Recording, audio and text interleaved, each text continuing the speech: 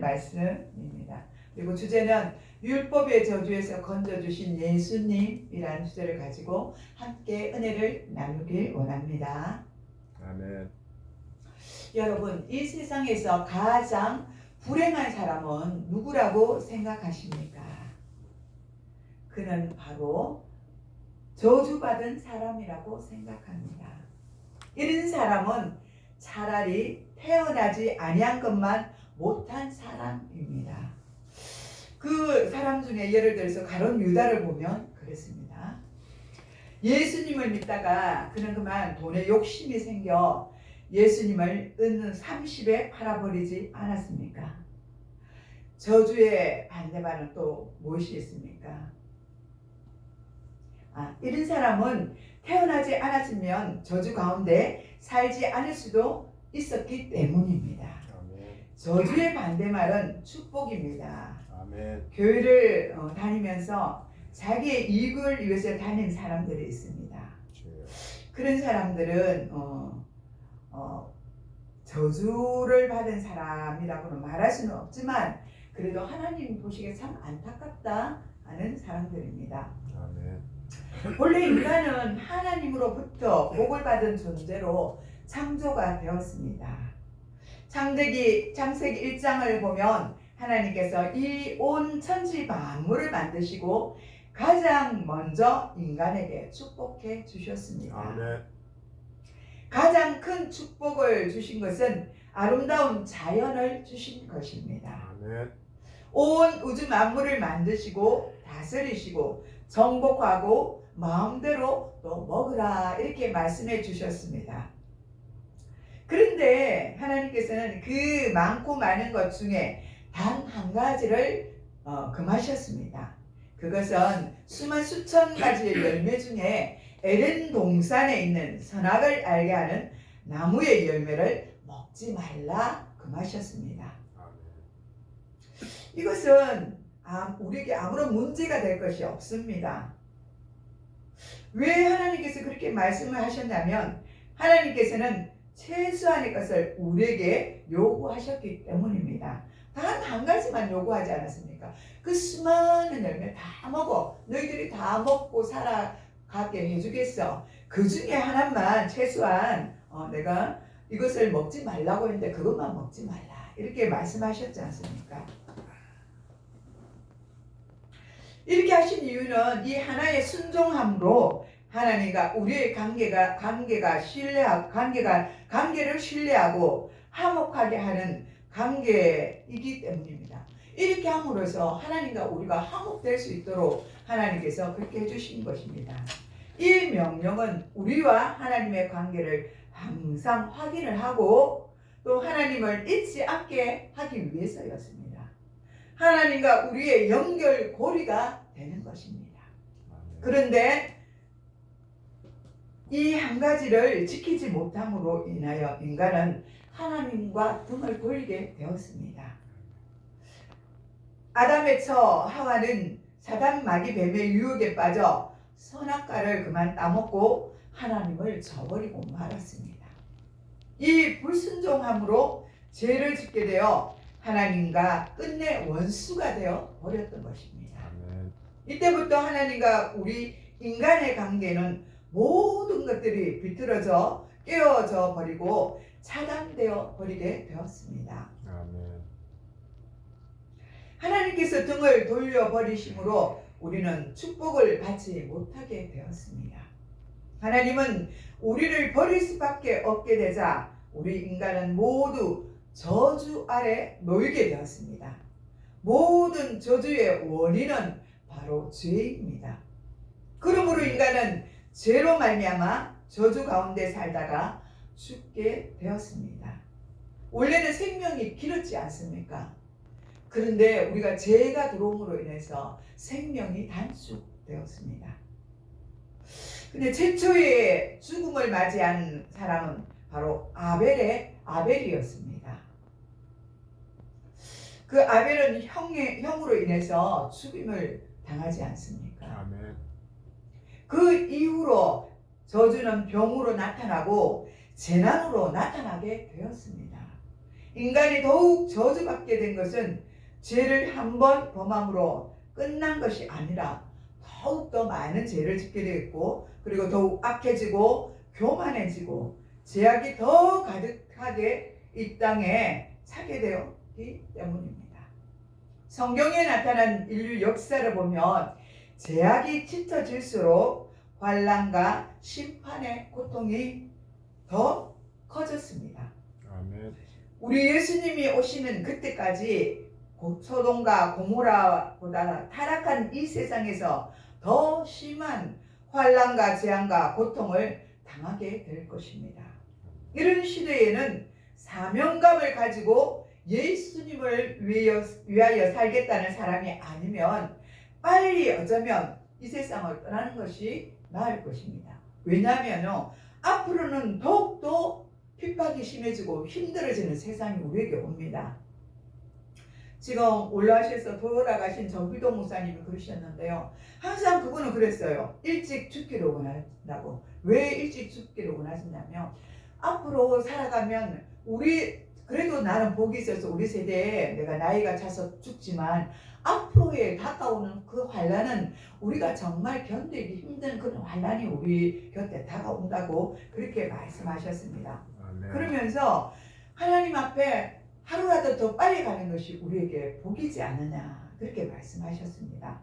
그래서 저는 하루라도 더 살고 싶은데 목사님 왜 저런 말씀을 하실까 이런 그냥 의구심이 왔습니다. 근데 그때는 성경을 잘 몰랐어요. 그래서 그 뜻을 몰랐는데 제가 성경을 알고 성경을 읽다 보니까 이런 환난이 요한계시록에 보면 정말 우리가 상상할 수 없는 그런 환난이 우리에게 오더라고요. 그것들을 우리가 정말 견딜 수 있겠나?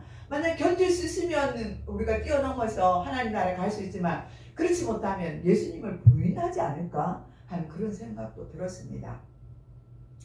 그래서 아마 그 목사님이 그렇게 말씀하지 않았나 하는 생각이 듭니다.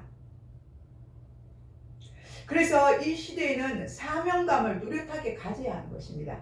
내 마음에 내 심령에 예수 그리스도를 향한 그런 뜨거운 열정과 사명감이 있어야만 이것들을 내가 충만하지 아니하면 이것을 견뎌낼 수가 없는 것입니다. 날마다 성령에 충만하지 아니하면 이 환난과 핍박을 우리는 견디지 못한다는 것입니다. 아멘. 그런데 하나님은 그 후손에게 율법을 주시고 속죄의 제사를 드림으로 제사함을 받게 하여 주신다고 말씀하셨습니다. 다시 말하면 죄로 저주를 받아 영원히 죽을 것이 아니라 회복할 수 있는 길을 하나님은 열어주셨습니다. 아멘. 레위기 16장 5절에서 6절에 보니까 이스라엘 자손의 회중에게 속죄 제물로 삼기 위하여 순염소 2마리와 번제물로 삼기 위하여 순양 1마리를 가져갈지니라. 아론은 자기를 위하여 속죄제의 수송아지를 드리되 자기와 집안을 위해 속죄하고 이렇게 말씀하고 있습니다. 속죄를 위하여 순염소 2마리를 선택하였습니다. 아론은 자신을 위하여 먼저 수송아지를 준비한 것입니다. 그리고 2마리를 선택을 한 것입니다.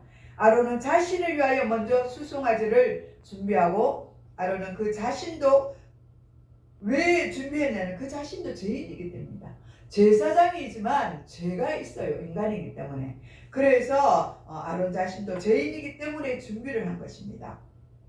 또 레위기 16장 11절에서 13절 보니까 아론은 자기를 위한 속죄제의 수송아지를 드리되 자기와 집안을 위하여 속죄하고 자기를 위한 그 속죄제의 수송아지를 잡고 향로를 가져다가 여호와 앞에 제단 위에서 피운 불을 그것에 채우고 또 곱게 간 향기로운 향을 2손에 채워 가지고 휘장 안에 들어가서 여호와 앞에 분향하여 향연으로 증거궤 위에 속죄소를 가리게 할지니 그리하면 그가 죽지 아니한다고 말씀하셨습니다. 제사장도 하나님 앞에 갈 때는 성결하지 아니하면 그 제사를 드리다가 죽을 수밖에 없습니다. 그래서 항상 제사를 자신을 위해서 자기 가족을 위해서 드리고 또 이스라엘 백성들을 위해서 제사를 드리고 성소에 들어갔던 것입니다. 제사를 지내다가 자신의 죄 때문에 자신이 죽을 수도 있습니다. 그래서 하나님께서 제사장 자신의 죄를 위해 속죄제를 드리는 방법을 알려주셨습니다. 우리도 그렇습니다. 예배 드리기 전에 우리의 죄를 고백하고 하나님께 죄 씻음을 받아야 합니다. 예수 그리스도를 통해서 죄 씻음을 받아야 합니다. 왜냐하면 한 주가 세상에 살면서 우리도 알지도 못하고 죄를 지을 때도 있거든요. 항상 나는 내가 무슨 죄를 지어서 하는 수도 있겠지만, 그러나 우리가 하나님 말씀에 비춰볼 때 순간순간에 우리가 알지 못하게 죄를 짓는 것들이 있어요. 아멘. 그래서 항상 회개를 해야 돼요. 아멘. 주님 앞에 나왔을 때 회개하고 집에서 잠자리 들 때도 하나님께 오늘 하루 내가 잘못 살은 건 없는지에 대해서 우리가 항상 생각을 하고 주님께 회개하며 잠자리에 들어야 되는 것입니다. 아멘. 레위기 16장 11절에 13절을 보니까 그는 또 수송아지의 피를 가져다가 손가락으로 속죄소 동쪽에 뿌리고 또 손가락으로 그 피를 속죄소 앞에 7번 뿌릴 것이며, 이렇게 나왔습니다. 그러니까 수송아지를 잡아가고 그 피를 손가락으로 속죄소 동쪽을 향해서 뿌렸던 것입니다. 그리고 7번을 뿌렸다고 하나님이 그렇게 말씀하셨습니다. 구약에는 제사를 드리니까 그 제사를 하나하나 다 행해야 했습니다. 얼마나 번거로운지. 그죠? 우리가 생각해 보면 얼마나 번거롭겠습니까? 우리는 그렇지 않지 않습니까? 제사장은 그리고 나서야 백성을 위하여 속죄 제사를 드릴 수가 있었습니다. 또 레위기 16장 8절에서 10절에 보니까 두 염소를 위하여 제비를 뽑되 한 제비는 여호와를 위하고 한 제비는 아셀을 위하여 할지며, 아론은 여호와를 위하여 제비 뽑은 염소를 속죄제로 드리고 아사셀을 위하여 제비 뽑은 염소는 산채로 여호와 앞에 두었다가 그것으로 속죄를 하고 아사셀을 위하여 광야로 보낼지니라. 그러니까 이 광야로 이스라엘 백성들을 위해서 아사셀을, 그 염소를 한 마리 놔두었다가 제사가 다 드려진 후에는 광야로 보냈어요.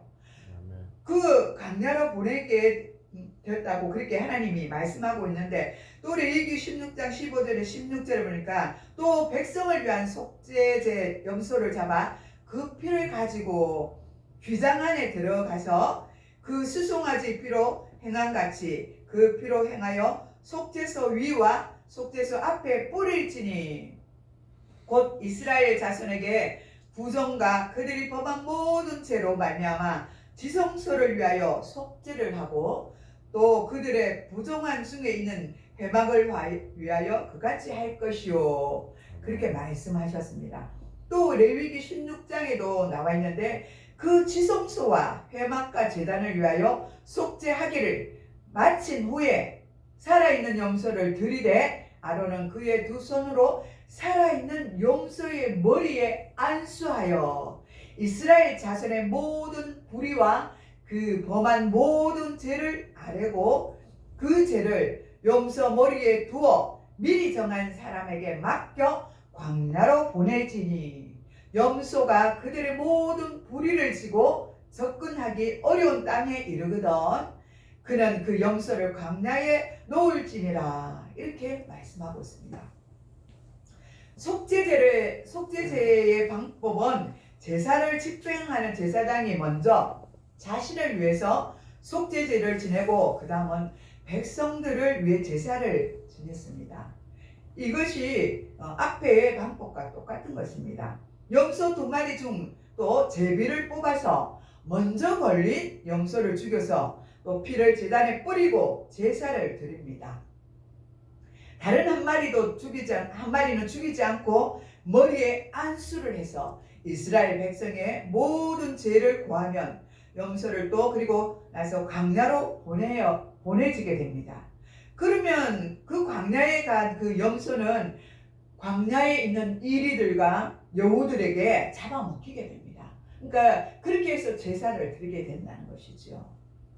하나님께서 왜 이러한 속죄제를 드리게 하셨습니까?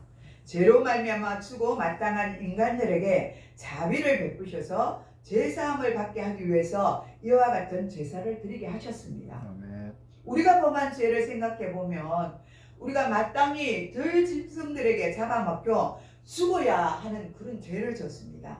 그러나 하나님은 속죄제를 드림으로써 우리 대신 염소가 죽게 하였던 것입니다. 아멘. 얼마나 감사합니까? 만약에 우리가 그렇게 된다면 얼마나 두렵고 무섭습니까? 근데 하나님은 그렇게 하지 않았어요. 하나님은 우리를 너무나 사랑하셨기 때문에 이 염소로 통해서 우리의 죄를 번제드리면서 우리 죄를 사하여 주셨던 것입니다. 우리 예수님께서는 우리를 위하여 이 세상에서 아사엘 염소처럼 되셨습니다. 그렇지 않습니까? 우리의 죄 때문에 예수님이 십자가에 달려서 피를 흘리면서 죽으셨지 않습니까? 아멘. 광야에 버려진 염소처럼 되셔서 한심한 인간들로부터 침뱉음과 모욕과 수치를 다 당하셨습니다. 그들은 예수님이 누군지 몰랐기 때문에 침을 뱉었습니다. 예수님을 향해서 욕을 했습니다. 그 수모와 수치를 우리를 위해서 예수님은 다 당해 주셨던 것입니다. 아멘. 우리가 당연히 받아야 할 고통을 예수님께서 우리 대신 짊어지고 아사엘 염소처럼 죽으셨던 것입니다. 제사의 문제는 우리가 다시 죄를 지으면 매일 반복적으로 제사를 지내야 합니다. 아까도 말했지만 얼마나 번거롭겠습니까? 그럴 수밖에 없는 이유는 그동안의 죄만 속죄제로 해결되고 또 그 이후의 것은 해결되지 못하였기 때문이기도 합니다. 우리 인간은 변하지 않습니다. 사람은 더 악해지고 더 죄를 지음으로 어떻게 할 수가 없습니다. 구약을 보면 하나님이 사람과 더 원수가 되는 것을 볼 수가 있습니다. 인간과 원수가 되었어요. 하나님이 등을 돌려버리고 이제 관계가 너무 멀어져 있어서 하나님과 인간이 만날 수 없게 되었습니다. 왜요? 죄의 결과입니다. 그죠? 죄 때문에 그렇게 된 것입니다. 인간의 힘으로는 이 죄를 우리는 지울 수가 없습니다. 구원을 받을 소망이 없습니다. 그렇게 되면 우리는 소망이 없어지는 것이지 않습니까? 그렇기에 하나님께서는 당신의 아들 독생자 예수 그리스도를 이 땅에 보내주셨습니다. 아멘. 이것은 창세전에 미리 하나님께서 우리 택하신 것입니다. 아멘. 하나님은 인간을 창조하셨을 때 그들의 연약하여 넘어질 것을 아셨습니다. 그래서 미리 하나님께서는 대책을 세워주신 것입니다. 그런데 왜 하나님은 예수님을 속죄양으로 택정을 하셨습니까? 죄를 범한 인간들에게는 가장 급한 것이 하나님과 화해를 하는 것입니다. 그런데 이 일을 할 수 있는 중보자가 있습니까? 인간으로는 할 수가 없습니다. 그래서 예수님을 이 땅에 보내시고 예수님으로 통하여서 우리를 구원해 주시기로 작정한 것입니다. 아멘. 근데 이 예수님이 우리의 중보자로 보내주셨는데 이 중보자가 되려면 두 가지가 충족이 되어야 합니다. 먼저는 죄가 없어야 하는 것입니다. 아멘. 죄가 있으면 이 중보자가 될 수 없는 것입니다. 그 다음에는 신성과 인성을 갖추어져야만 하는 것입니다. 인간이 그렇게 할 수 있습니까? 인간은 인성밖에 없습니다. 근데 예수님은 신성과 인성을 모두 갖추었습니다. 아멘. 석가모니나 마호메트나 공자나 맹자는 모두 죄인입니다. 죄인이 어찌 중보자가 돼서 우리를 구원할 수가 있겠습니까? 아멘. 천사는 또 신성은 있고 인성은 없습니다. 그러므로 천사도 중보자가 될 수가 없습니다. 아멘. 그래서 우리 하나님은 동정녀 마리아의 몸에 성령으로 잉태되셔서 아담의 죄와 피를 물려받지 않으시고 죄 없이 깨끗하고 거룩한 중보자로 이 땅에 오셨습니다. 아멘. 예수님은 바로 하나님이시며 아멘. 하나님의 아들이십니다. 아멘. 예수님의 3년간의 공생의 기간 동안 행하신 수많은 기적과 이적은 오직 하나님만이 행할 수 있는 것입니다. 아멘. 바로 그분의 신성을 보여준 것입니다. 아멘. 그러므로 성경을 통하여 예수님은 육신을 입고 오신 인간이시지만 아멘. 신성을 가지신 하나님의 아들이신 것을 우리는 알 수가 있습니다. 아멘. 그래서 오직 예수님만이 우리의 중보자가 되십니다. 아멘. 히브리서 10장 10절에서 14절에 보면 이 뜻을 따라 예수 그리스도의 몸을 단번에 들이심으로 말미암아 우리가 거룩함을 얻었노라. 제사장마다 매일 서서 섬기며 자주 같은 제사를 드리되 이 제사는 언제나 죄를 얻게 하지 못하거니와 오직 그리스도는 죄를 위하여 한 영원한 제사를 드리고 하나님의 우편에 앉으사 그 우편에 자기 원수들을 자기 발등상이 되게 하실 때까지 기다리시나니 그가 거룩하게 된 자들을 한 번의 제사로 영원히 온전하게 하셨느니라. 아멘. 그렇습니다. 예수님이 그렇게 우리를 위하여 단번에 제사를 드려 주신 것입니다. 아멘. 먼저도 말씀드렸지만 예수님이 이 세상에 오신 이유는 두 가지입니다. 우리의 죄를 대속하기 위해서 오신 것입니다. 요한복음 1장 29절에 보라 세상 죄를 지고 가는 하나님의 어린 양이로다 라고 되어 있습니다. 또 이사야 53장 5절에 보면 그가 찔림은 우리의 허물 때문이요 그가 상함은 우리의 죄악 때문이라. 그가 징계를 받음으로 우리는 평화를 누리고 그가 채찍을 맞음으로 우리는 나음을 받았도다 라고 그렇게 말씀하셨습니다. 예수님이 십자가에 달리시는 그 순간 우리는 모든 저주에서 속량을 받았습니다. 아멘. 아멘. 그러므로 우리에게 어떤 어려운 상황이 닥칠지라도 그것이 저주가 아니라 축복으로 온 것임을 저와 여러분은 믿으시기 바랍니다. 아멘. 또 창세전에 택감을 받은 아브라함의 자손들을 위해서입니다. 히브리서 2장 14절에서 16절에 보니까 자녀들이 혈과 육에 속하였으며 그 또한 같은 모양으로 혈과 육을 함께 지니심은 죽음을 통하여 죽음의 세력을 잡은 자 곧 마귀를 멸시하시며 또 죽기를 무서워함으로 한평생 매여 종노릇하는 모든 자들을 놓아주려 하심이니 이는 확실히 천사들을 붙들어 주려 하심이 아니요 오직 아브라함의 자손을 붙들어 주려 하심이니라. 아멘. 아멘. 그렇게 말씀하고 있습니다. 아브라함의 자손은 우리를 위해서라고 그렇게 말씀하고 있습니다. 그러므로 마귀는 더 이상 하나님의 자녀들에게 손댈 수가 없습니다. 잠깐 우리에게 고통을 줄 수는 있지만 우리가 기도하고 우리가 믿음으로 쓰려고 노력할 때 이 악한 원수 마귀는 우리를 괴롭히다가 그만 소리치고 떠나갑니다. 아멘. 우리는 기도해야 될 줄 믿습니다. 아멘. 우리는 말씀을 읽어야 될 줄 믿습니다. 아멘. 말씀에 하나님의 음성이 있지 않습니까? 아멘. 말씀에 하나님의 예언서입니다. 이 아멘. 성경이 하나님의 말씀을 그대로 예언하여 둔 것입니다. 그래서 우리가 말씀을 읽고 기도할 때 귀신들이 떠나가는 역사가 있다고 말하는 것입니다. 아멘. 안 될 때는 그렇게 선포하십시오. 이 마귀야 떠나가라. 예수 이름으로 떠나가라. 이렇게 선포하세요. 그리고 보혈의 피를 뿌리세요. 그 자리에 내가 있는 그 장소와 그 자리에 또 내가 있는 집에 장막에 또 내가 힘든 곳에 있을 때 보혈의 피를 의지해야 돼요. 우리가 예수님의 피의 능력이 얼마나 크지 않습니까? 그걸 우리는 느낄 수 있어요. 그 자리에서 그렇게 선포하고 막 뿌릴 때 그곳이 밝아집니다.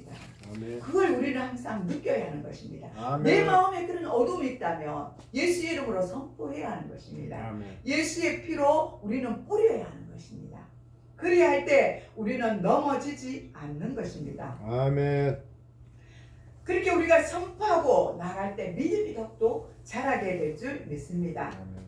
그리고 우리는 지금 현세를 바라본 것이 아니라 먼 소망, 그러니까 하나님의 나라를 바라보고 살아가야 우리는 절망하지 않을 것입니다. 아멘. 우리는 창세전에 이미 하나님의 택하신 백성이라고 정해져 있습니다. 아멘. 주님은 우리에게 영생을 주시기로 작정을 하셨습니다. 그래서 원수마귀 사단은 우리를 예수님에게서 빼앗아 가지 못합니다. 그러니 세상이나 사람을 두려워하지 마시길 바랍니다. 아멘. 세상을 두려워하고 사람을 두려워하지 말고 하나님을 두려워하는 그런 저와 여러분이 되시기를 축복합니다. 아멘. 기도하겠습니다. 하나님 아버지 감사드립니다.